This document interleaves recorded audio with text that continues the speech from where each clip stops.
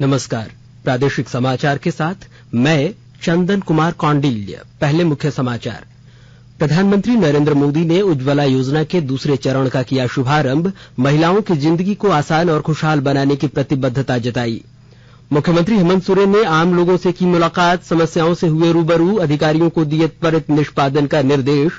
देश में कोविड के सक्रिय मरीजों की संख्या में गिरावट जारी, स्वस्थ होने की दर बढ़कर हुई 97.4%।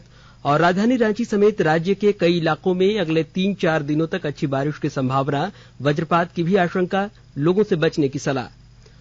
और अब समाचारों से पहले एक जरूरी संदेश। देश भर में 18 वर्ष से अधिक आयु के सभी लोगों के लिए सरकारी केंद्रों में निःशुल्क टीकाकरण अभियान चलाया जा रहा है। हमारे युवा श्रोताओं से अपील है कि वे भी कोविड रोधी टीका जरूर लगवाएं और दूसरों को भी इसके लिए प्रेरित और सहयोग करें। कोरोना महामारी के प्रति आप कोई भी लापरवाही न बरतें, क्योंकि कोरोना अब भी हमारे लिए बड़ा खतरा बना हुआ है। जब तक आवश्यक न हो, घर से बाहर बिल्कुल न निकले और इन आसान उपायों का पालन करें। मास्क लगाएं, 2 गज की सुरक्षित दूरी बनाए रखें, बार-बार हाथ धोएं और चेहरा साफ रखें।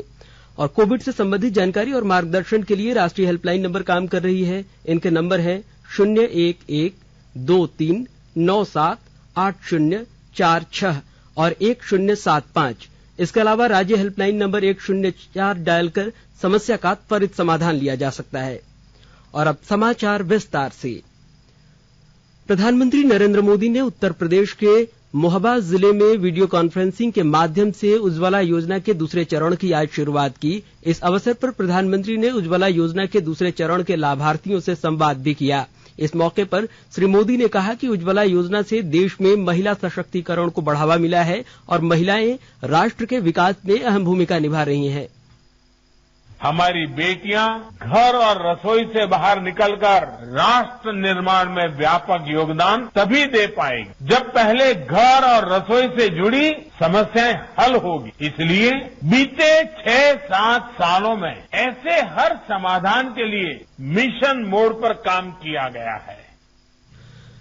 वहीं प्रधानमंत्री ने कहा कि देश की बेटियां तभी राष्ट्र के विकास में योगदान दे सकती हैं जब उनकी बुनियादी समस्याओं का हल निकले। श्री मोदी ने कहा कि उनकी सरकार ने इस लक्ष्य को प्राप्त करने के लिए बहुत सी योजनाएं शुरू की हैं। चाहे वो पीएम गरीब कल्याण अन्न योजना हो, जनधन खातों में सीधे पैसे ट्रांसफर करने का अभियान हो या फिर सिलेंडर का पैसा, हमारी कोशिश यही है कि गरीब के घर का चूल्हा हमेशा चलता रहे। और चूल्हा मतलब लकड़ी का चूल्हा नहीं, गैस का चूल्हा चलता रहे। इधर प्रधानमंत्री नरेंद्र मोदी ने कहा है कि खेल रत्न पुरस्कार का नाम बदलकर मेजर ध्यानचंद कर दिया गया है। इससे देश के खिलाड़ियों को प्रेरणा मिलेगी। देश के सर्वोच्च खेल पुरस्कार का नाम अब मेजर ध्यानचंद खेल रत्न पुरस्कार हो गया है। मुझे पूरा विश्वास है कि ओलंपिक में हमारे युवा साथियों के अभूतपूर्व प्रदर्शन के बीच खेल रत्न के साथ जुड़ा दद्दा का ये नाम लाखों करोड़ों युवाओं को प्रेरित करेगा। इस बार हमने देखा है कि हमारे खिलाड़ियों ने मेडल तो जीते ही अनेक खेलों में दमदार प्रदर्शन करके भविष्य का संकेत भी दे दिया है। मुख्यमंत्री हेमंत सोरेन ने आज मुख्यमंत्री आवास में विभिन्न जिलों से आए लोगों से मुलाकात की। इस दौरान श्री सोरेन लोगों की समस्याओं से रूबरू हुए और उनके निदान के लिए अधिकारियों को निर्देश दिया। इधर केंद्र सरकार ने कहा है कि देश में दूसरी लहर के दौरान कोविड के दैनिक नए मामलों में गिरावट जारी है। केंद्रीय स्वास्थ्य और परिवार कल्याण मंत्रालय के संयुक्त सचिव लव अग्रवाल ने आज नई दिल्ली में मीडिया को जानकारी देते हुए बताया कि 7 मई को लगभग 4,14,000 नए मामले दर्ज किए गए थे, जबकि पिछले 24 घंटे में करीब 28,204 नए मामले दर्ज किए गए हैं। श्री अग्रवाल ने बताया कि पिछले सप्ताह कुल मामलों में से 51% से अधिक मामले केरल से सामने आए हैं। वहीं श्री अग्रवाल ने बताया कि भारत में सक्रिय मामलों में उल्लेखनीय गिरावट दर्ज की जा रही है और अभी यह लगभग 3,88,000 है। उन्होंने जानकारी दी कि केरल देश का एकमात्र राज्य है जहां सक्रिय मामले 1 लाख से ऊपर हैं। उन्होंने कहा कि 27 राज्यों में 10,000 से कम सक्रिय मामले हैं। श्री अग्रवाल ने कहा कि देश में स्वस्थ होने की दर में लगातार वृद्धि देखी जा रही है, जो आज 97.4% है। उन्होंने लोगों से अपील की कि वे मास्क पहने और सामाजिक दूरी बनाए रखें जैसे उचित व्यवहार का पालन अवश्य करें, क्योंकि वे कोविड से सुरक्षा देने में बहुत प्रभावी उपाय हैं। इधर केंद्र सरकार की ओर से कोविड-19 की स्थिति से निपटने के लिए लोगों के बीच प्रधानमंत्री गरीब कल्याण अन्न योजना के तहत झारखंड समेत देश भर में अनाज का वितरण किया जा रहा है। इसी के तहत राज्य के गिरिडीह जिले में करीब 2.5 लाख गरीब परिवारों के बीच योजना के तहत अनाज का वितरण किया जा रहा है। जिले के उपायुक्त राहुल कुमार सिन्हा ने बताया कि गरीबों तक ससमय अनाज पहुंचाने के लिए कई स्तर पर मॉनिटरिंग की जा रही है। उन्होंने बताया कि यह अनाज राष्ट्रीय खाद्य सुरक्षा एक्ट और अंत्योदय के लाभुकों को प्रत्येक महीने मिलने वाले अनाज के साथ अलग से दी जा रही है। उपायुक्त ने अधिकारियों को जनवितरण प्रणाली की दुकानों को नियमित रूप से जांच करने का आदेश दिया है। केंद्रीय स्वास्थ्य और परिवार कल्याण मंत्री मनसुख मांडविया ने बताया है कि सरकार ने गुजरात के अंकलेश्वर में भारत बायोटेक की कोवैक्सीन के उत्पादन को स्वीकृति दे दी है। एक ट्वीट में श्री मांडविया ने कहा कि इससे प्रधानमंत्री नरेंद्र मोदी के सभी को निःशुल्क टीके उपलब्ध कराने के विजन को बढ़ावा मिलेगा। केंद्र सरकार ने कहा है कि भारतीय नागरिकों का राष्ट्रीय रजिस्टर तैयार करने के बारे में अभी कोई निर्णय नहीं लिया गया है। लोकसभा में एक लिखित प्रश्न के जवाब में गृह राज्य मंत्री नित्यानंद राय ने कहा कि नागरिकता संशोधन अधिनियम 2019 का उद्देश्य 31 दिसंबर 2014 से पहले पाकिस्तान, बांग्लादेश और अफगानिस्तान से भारत आए हिंदू, सिख, बौद्ध, जैन, पारसी और ईसाई समुदाय के लोगों को नागरिकता प्रदान करना है। उन्होंने बताया कि यह अधिनियम पिछले वर्ष 10 जनवरी से प्रभाव में आया है। इधर गृह राज्य मंत्री नित्यानंद राय ने लोकसभा में बताया कि अगली जनगणना पहली बार डिजिटल माध्यम से कराई जाएगी और इसमें स्वयं को जोड़ने का प्रावधान है। जनगणना के आंकड़ों को एकत्रित करने के लिए मोबाइल ऐप और जनगणना से जुड़ी विभिन्न गतिविधियों के प्रबंधन और निगरानी के लिए जनगणना पोर्टल विकसित किया गया है। उन्होंने कहा कि जनगणना के लिए व्यक्ति विशेष की आयु, आमदनी और विभिन्न सामाजिक आर्थिक मानदंडों जैसे शिक्षा, अनुसूचित जाति, अनुसूचित जनजाति, धर्म, भाषा, वैवाहिक स्थिति और स्थान बदलने संबंधी आंकड़े इकट्ठे किए जाएंगे। केंद्र सरकार कोविड महामारी के दौरान लोगों की सुविधा के लिए बनाई गई राष्ट्रीय स्तर की हेल्पलाइन नंबर के बारे में लोगों को जागरूक कर रही है। सूचना और प्रसारण मंत्रालय अपने विभिन्न विभागों के माध्यम से इन हेल्पलाइन नंबरों के बारे में जागरूकता बढ़ा रहे हैं। विभिन्न हेल्पलाइन नंबर इस प्रकार हैं। कोविड संबंधी सवालों के जवाब देने के लिए स्वास्थ्य और परिवार कल्याण मंत्रालय की हेल्पलाइन है 1075। राज्य हेल्पलाइन नंबर है 104। महिला और बाल विकास मंत्रालय की चाइल्ड हेल्पलाइन नंबर है 1098। वरिष्ठ नागरिकों के लिए सामाजिक न्याय और अधिकारिता मंत्रालय की हेल्पलाइन नंबर है 14567। मनोवैज्ञानिक सहायता के लिए निमहांस का नंबर है 080461101007। आयुष कोविड परामर्श हेल्पलाइन नंबर है 14443 और MyGov WhatsApp app help desk number है 9013151515। आकाशवाणी के ताजातरीन समाचारों के लिए आप हमारी वेबसाइट newsonair.com पर लॉग इन कर सकते हैं। ताजा समाचार Twitter handle @AIR News Alerts और Facebook page all India radio news पर भी उपलब्ध है।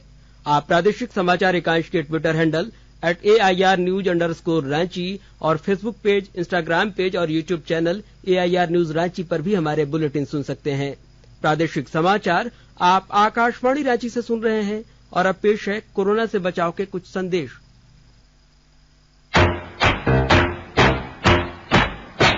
चलो मिलकर एक शुरुआत करें, चलो एक फैसला आज करें, मास्क नहीं तो टोकेंगे, कोरोना को रोकेंगे, चलो एक वादा करते हैं, चलो एक वादा करते हैं, मास्क नहीं तो टोकेंगे, कोरोना को रोकेंगे। भारत सरकार द्वारा जनहित में जारी। कोविड-19 से बचाव और सुरक्षित रहने के 3 उपाय। मास्क लगाएं, 2 गज दूरी है जरूरी, सुरक्षित दूरी रखें, हाथ और मुंह साफ रखें। प्रादेशिक समाचार में आपका एक बार फिर से स्वागत है। कोल इंडिया में 588 पदों के लिए नियुक्ति प्रक्रिया शुरू कर दी गई है। इच्छुक अभ्यर्थी 10 अगस्त से 9 सितंबर तक ऑनलाइन रजिस्ट्रेशन करा सकते हैं। विज्ञापन से संबंधित जानकारी कोल इंडिया की आधिकारिक वेबसाइट पर देख सकते हैं। कोल इंडिया की ओर से माइनिंग में सबसे ज्यादा 253, इलेक्ट्रिकल में 117, मैकेनिकल में 13, सिविल में 14, इंडस्ट्रियल इंजीनियरिंग में 15 और जियोलॉजिकल में 16 पदों के लिए विज्ञापन जारी की गई है। वहीं दूसरी तरफ कोल इंडिया में 1288 अधिकारियों की नियुक्ति प्रक्रिया भी अब अंतिम चरण में है। गुमला जिले के उपायुक्त शिशिर कुमार सिन्हा की अध्यक्षता में जिला अनुकंपा समिति की आज बैठक हुई। बैठक में सामान्य अनुकंपा के आधार पर 37 आवेदनों में से 18 पर, जबकि उग्रवादी हिंसा के तहत प्राप्त 10 आवेदनों में से 3 पर विचार विमर्श के बाद संबंधित विभाग को अनुशंसा के लिए भेज दिया गया। इधर रांची जिले के खिजरी विधानसभा के पूर्व विधायक दूती पाहन का आज सवेरे निधन हो गया। 74 वर्ष की उम्र में रांची के मेदांता अस्पताल में उन्होंने अंतिम सांस ली। उनके निधन पर राजनीतिक पार्टी के नेताओं और कार्यकर्ताओं ने दुख व्यक्त किया है। दूती पाहन ने खिजरी विधानसभा क्षेत्र से वर्ष 1995 और 2000 में लगातार 2 बार विधायक चुने गए थे। एक बार वे बिहार विधान परिषद के सदस्य भी रह चुके हैं। इसके अलावा वे भाजपा अनुसूचित जाति मोर्चा के राष्ट्रीय अध्यक्ष का भी पद संभाल चुके हैं। दूती पाहन के असामयिक निधन पर केंद्रीय मंत्री अर्जुन मुंडा और भाजपा के राष्ट्रीय उपाध्यक्ष तथा पूर्व मुख्यमंत्री रघुवर दास समेत अन्य राजनेताओं ने शोक व्यक्त किया है। गढ़वा जिले में विद्यालयों के माध्यम से स्वच्छता और सामाजिक सुधार का अभियान चलाया जाएगा। इसके तहत विद्यालय में पढ़ने वाले किशोर किशोरियों को प्रशिक्षित किया जाएगा। विस्तृत ब्यौरे के साथ हमारे संवाददाता।